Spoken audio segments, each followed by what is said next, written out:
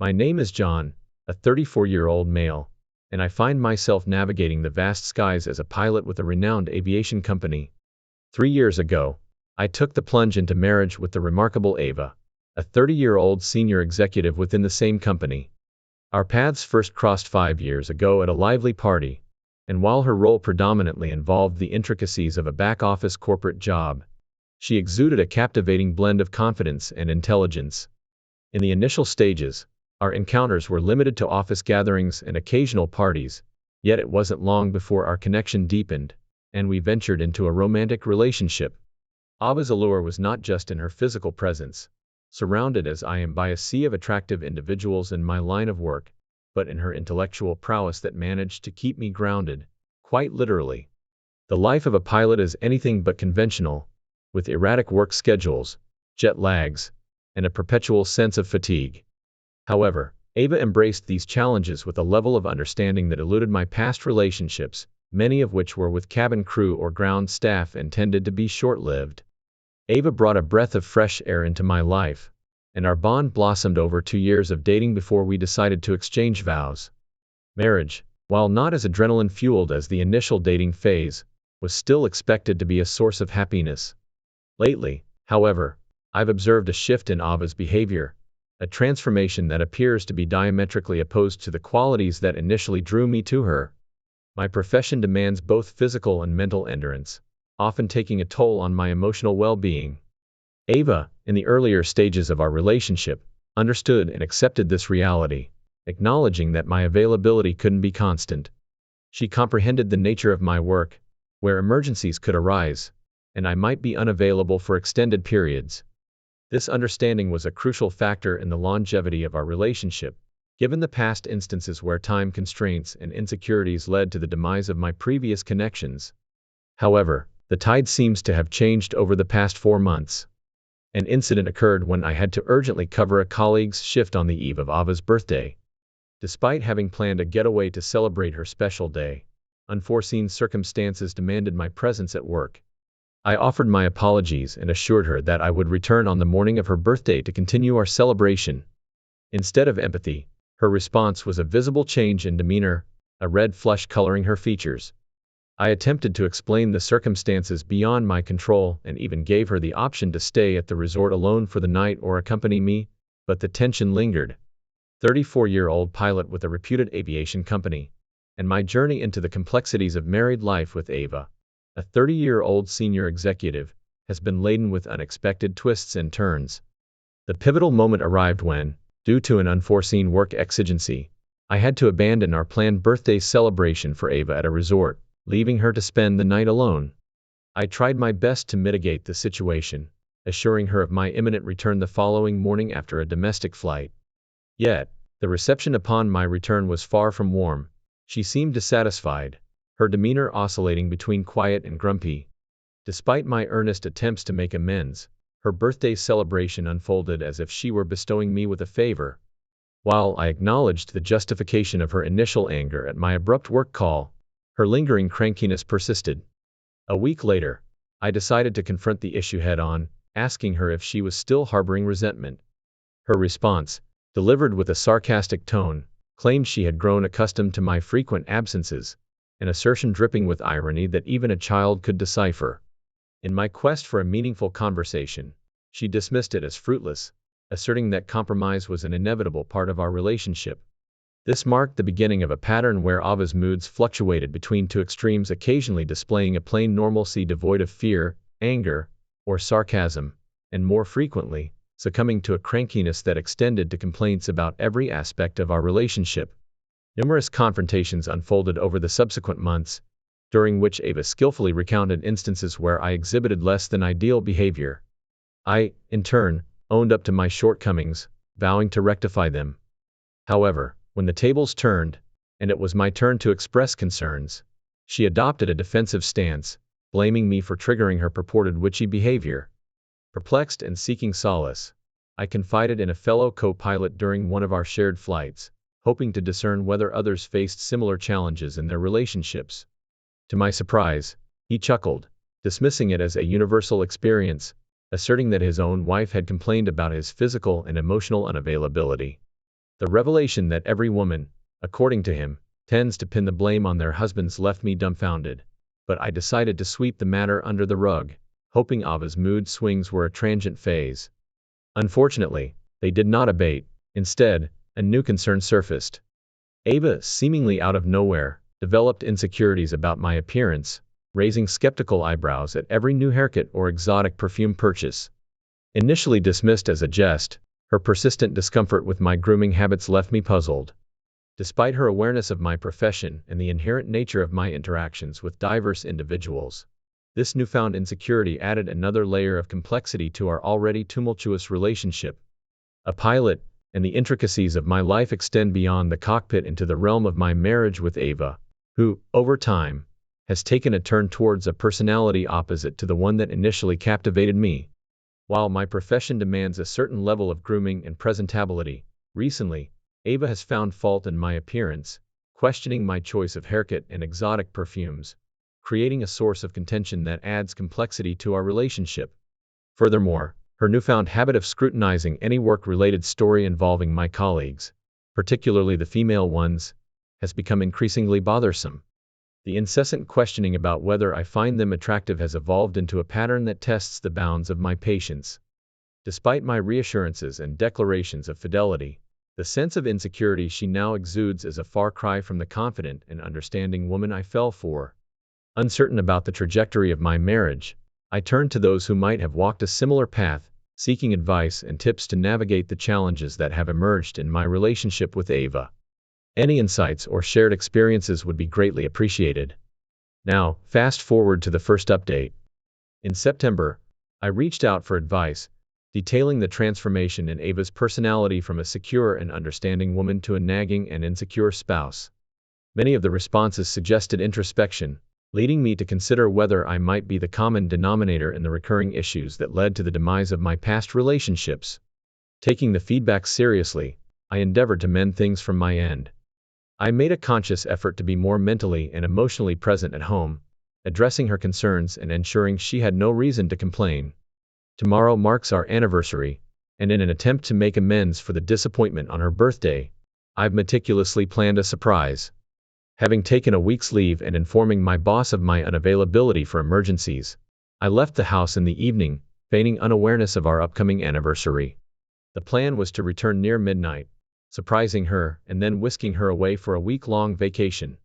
Given her back-office role, I anticipated she could easily secure an urgent leave. In preparation, I spent the past month shopping for her, acquiring dresses and a single stud diamond locket as a special gift. The element of surprise and the meticulous planning aimed to rekindle the joy and celebration in our relationship, turning the tide from recent challenges to moments of shared happiness. With a bewildered expression, the ambience that was supposed to be filled with anticipation and joy took an unexpected turn as I walked into the living room, laden with bouquets, cupcakes, and an assortment of cute items I had picked up at the mall. The clock ticked around 10:30 p.m. And with a few hours left until my planned surprise at midnight, I decided to provide an interim update, capturing the moments leading up to what I hoped would be a joyous revelation. As I left the house in the evening, dressed for the occasion, Ava's demeanor betrayed a simmering anger and frustration, although she kept silent. I couldn't help but chuckle inwardly, imagining the contrast between her current state and the happiness I anticipated when she discovered my elaborate plan. In the midst of the excitement, I made a pit stop at a mall to gather some last-minute items for our impending travel, including extra toiletries and various cute trinkets to enhance the surprise. With the clock still ticking away at 9:00 p.m., I found myself loitering around the mall, taking advantage of the time to provide an update to this thread, promising to keep everyone posted on Ava's reaction as the night unfolded. Now, fast forward to the second update. In September, I had sought advice about the changing dynamics in my relationship with Ava, spurred by her newfound insecurity and nagging behavior. Acting on the suggestions received, I diligently worked on improving our connection, culminating in the planning of an exotic surprise vacation for our anniversary. As the clock approached midnight on the planned evening, I returned home, eager to unveil the surprise, only to be met with a shocking revelation. As I stealthily entered the house, anticipating Ava's happy surprise face, I discovered her in a compromising situation with another man. The shock reverberated through the room, freezing us all in a moment of disbelief. Ava, seemingly caught off guard, attempted to intervene as I confronted the intruder. In that split second, the atmosphere shifted from the joyful anticipation of a surprise to a tense confrontation. Although I restrained myself from choking Ava, the man in front of me bore the brunt of my rage. The room became a battlefield of emotions, seething and uncontrollable, as the unexpected turn of events unfolded. The man managed to free himself, leaving me with a gaze of pure fury, directed not only at him but also at Ava, whose actions had shattered the carefully laid plans for our anniversary surprise. Felt a surge of emotions and an overwhelming desire to confront the man who had disrupted what was supposed to be a joyous surprise for our anniversary. In that heated moment, Ava restrained me, her grip on my hand preventing me from lashing out physically. As the man hastily dressed and made his exit, I couldn't help but seethe with anger, my mind swirling with the need for answers. Amidst my shouting, I demanded an explanation from Ava about the man, desperate to make sense of the tumultuous scene unfolding before me. She pleaded with me to allow her to explain, urging me to let the man leave. Ignoring her pleas, I pursued the intruder, wanting answers to the burning question of who he was and why he was in our home.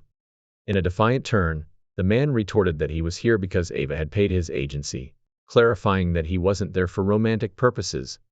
Bewildered, I turned back to Ava, who clutched my hand, tears streaming down her face as she confessed to hiring an escort service out of loneliness and a belief that I had forgotten our anniversary. In a moment of rage and desperation for my attention, she sought to hurt me, a retaliation for what she perceived as emotional neglect and the spoiling of her previous birthday. As she bared her soul, she emphasized that she hadn't crossed the line physically, contending that my timely arrival had prevented any intimate encounter. The aftermath left me grappling with disbelief and a sense of betrayal, unable to fully accept the reality that my wife had contemplated infidelity. The state of the bedroom suggested that they hadn't engaged in any physical act, but the mere thought left me reeling. In the subsequent week, I struggled to reconcile with the fact that Ava had teetered on the edge of cheating. Despite her assurances that it was a one-time lapse in judgment and a desperate attempt to clear her head, the trust between us had been fractured. The anniversary, intended as a celebration, lay in ruins, overshadowed by the shadows of mistrust and heartache. As the day wore on, Ava's occasional knocks on the door, accompanied by pleas and apologies, served as a constant reminder of the turmoil within our relationship. Suffocating in that confined space, I acknowledged the need to escape, reaching out to my boss to rescind my leave and re-enter the routine of work. I embarked on this decision, driven by the desire to clear my head before contemplating any life-altering choices. The questions lingered. What if I had genuinely forgotten our anniversary? Did her perceived neglect justify the verge of infidelity? The tumult within me sought resolution as I navigated the complexities of trust and forgiveness. Alone and feels abandoned, emphasizing the impact on her mental well-being. The therapist suggested that Ava seek individual therapy alongside our couples sessions, a proposal she reluctantly accepted. As our therapy sessions progressed, Ava's efforts to salvage our marriage became more apparent. She was committed to changing her behavior, attending individual therapy, and engaging wholeheartedly in the couple's sessions. The therapist delved into the root causes of Ava's actions, uncovering deep-seated insecurities and fears that had festered over time. While this shed light on her struggles, I grappled with the emotional turmoil and hurt that still lingered. Amidst the therapeutic process, I returned to work, finding solace in the structured routine and responsibilities that aviation demanded. However, the challenge lay in reconciling the professional front with the tumultuous personal journey I was navigating. The support from colleagues, who noticed my altered demeanor, was both a source of encouragement and a reminder of the weight of responsibility that came with being a pilot. The therapy sessions, coupled with my time away in the countryside, provided a semblance of healing. The therapist encouraged open communication, urging Ava and me to express our thoughts and feelings without judgment. Despite my reluctance, I began to articulate the pain, anger, and confusion that had engulfed me since that fateful night. The decision to live separately during this process was a challenging one, driven by the need for emotional distance. Ava, however, struggled with the solitude, pleading for my return. Despite her promises of change and efforts to mend the fabric of our connection, I remained guarded, hesitant to fully embrace the notion of reconciliation. Through a tumultuous therapy session where Ava, seeking companionship, revealed her frustration with my perceived selfishness and the assertion of my independence. In a burst of candor, she disclosed a distressing revelation about her actions on her birthday, where my urgent work departure prompted her to seek solace in the company of a bachelor in an adjacent room. This event became a turning point for her, leading to a series of one-night stands, both paid and unpaid, as a pursuit of her own happiness. The therapist probed into Ava's emotions, questioning whether guilt accompanied her actions. Initially acknowledging guilt, Ava justified her choices by mirroring my self-centric approach to life, asserting her right to pursue happiness as I did. She admitted that while these encounters didn't bring lasting happiness, they momentarily alleviated her loneliness.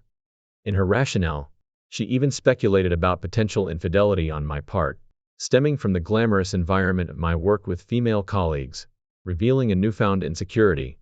My initial reaction was a surge of anger at her confession, but it quickly subsided, possibly fueled by a sense of pity for her situation. The therapist, present as a neutral observer, played a crucial role in facilitating the conversation. Yet, doubts lingered in my mind. Was Ava genuinely grappling with depression, or was this a convenient cover for her actions? I seized the opportunity to clarify that I needed separation, an essential step considering the breach of trust caused by her infidelity. In my view, the demanding nature of certain jobs, including mine, did not grant a license for betrayal. I emphasized that not every partner faced with a challenging work schedule resorts to cheating, pointing out examples of individuals and professions with rigorous demands who maintain fidelity. The therapy session became a battleground for emotions, with Ava pleading for one last chance, promising to do everything to salvage our marriage. Despite her heartfelt appeals, I remained steadfast in my decision. The rock-solid stance might sound unyielding, but the breach of trust ran deep, and the acknowledgement of potential infidelity on my part only intensified the gravity of the situation. As the session concluded, the air hung heavy with the weight of decisions, emotions, and shattered trust. The journey ahead remained uncertain, and the question of whether forgiveness and reconciliation were conceivable loomed large. After that tumultuous therapy session, where Ava's revelation shook the foundation of our marriage, I found myself facing a crossroads. Unable to reconcile with her infidelity and the justifications that followed, I decided to seek separation. The gravity of her actions compelled me to prioritize my emotional well-being, and I called her parents to inform them of our impending separation. Ava's inconsolable state prompted me to assure her parents that I wouldn't expose her truth, considering it was the utmost kindness I could extend in that moment of turmoil. Within a few hours, her parents arrived, expecting to encounter a harmonious couple facing the typical challenges of married life. To their shock, I unfolded the narrative of our incompatibility, citing my demanding work schedule as a primary factor. Ava's breakdown and emotional distress made her parents suspicious, leading her father to question her stance on our separation. To my amazement, she contradicted my decision, expressing her desire to remain married and work on our relationship. Her parents, perplexed and somewhat disapproving, raised concerns about the apparent lack of mutual agreement in our decision. With no alternative, I felt compelled to reveal the truth about Ava's actions, risking further discord. Her father, initially skeptical, accused me of fabricating stories to escape the marriage. To resolve the deadlock, I insisted that Ava speak up or face legal intervention, involving the therapist to ensure transparency. When she finally spoke, her narrative remained consistent with her previous blame-shifting tendencies, portraying me as the selfish, emotionally unavailable partner who compelled her actions. Her father, perhaps weary of the drama, instructed her mother to pack Ava's belongings. Despite Ava's pleas and attempts to convince her father, he remained steadfast. Faced with an impasse, I took the decisive step of filing for divorce the next day, initiating legal proceedings that continued to unfold.